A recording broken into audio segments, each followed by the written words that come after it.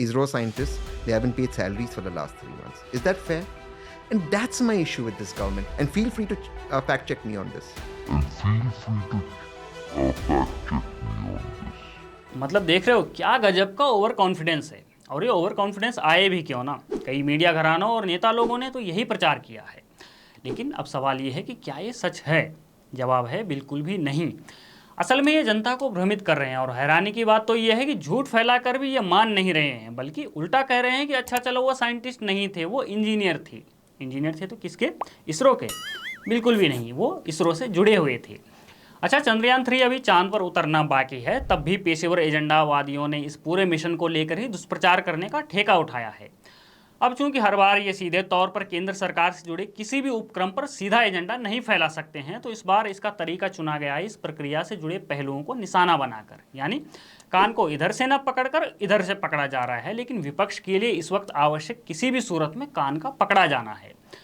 तो भैया बात असल में यही है कि एचईसी के जिन इंजीनियर को पिछले कई महीनों से सैलरी नहीं मिलने की बात की जा रही है, उनका इसरो से सीधा संबंध नहीं है, बल्कि इसरो मात्र एचईसी के बनाए गए प्रोडक्ट्स का खरीदार है। खरीदार कैसे हैं हम आपको बताते हैं।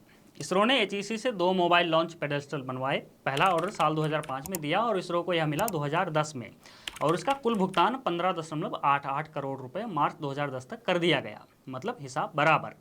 अब दूसरे एमएलपी का ऑर्डर दिया गया 2021 में, जिसकी लागत है 17.21 करोड़ रुपए। इसमें 30% का भुगतान एडवांस में कर दिया गया है, बाकी बचा पैसा जैसा ही ऑर्डर पूरा होगा वैसे ही भुगतान कर दिया जाएगा। इन 2 एमएलपी के अलावा इसरो के 2 पीएसएलवी इंटीग्रेशन फैसिलिटी के ऑर्डर एचईसी के पास हैं, जो इसी महीने के अंत में पूरे होने वाले हैं और जिनका भुगतान आधा कर दिया गया है, बाकी का ऑर्डर पूरा होने के बाद कर दिया जाएगा, ठीक उसी तरह जैसे पहले के ऑर्डर का किया गया है।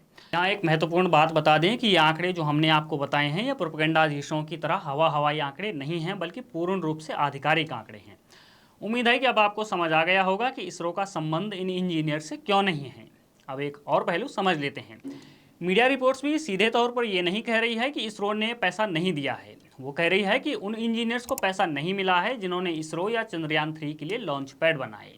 अब यही तर्क है तो कल को आप किसी कॉन्ट्रैक्टर को घर बनाने को कहते हैं, मिस्त्री आता है, आपका घर बनाकर चला जाता है। अब कॉन्ट्रैक्टर मिस्त्री को पैसा नहीं देता है, तो क्या अगले दिन अखबार में ये खबर छाप दी जाएगी कि भाई फलाने ने घर बनवाया और मिस्त्री को पैसा ही नहीं दिया?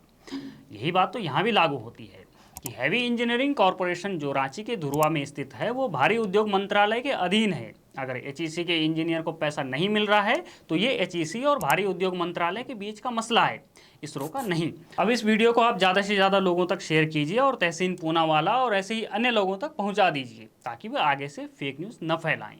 बने रहिए हमारे साथ, देखते रहिए द पैम्फलेट।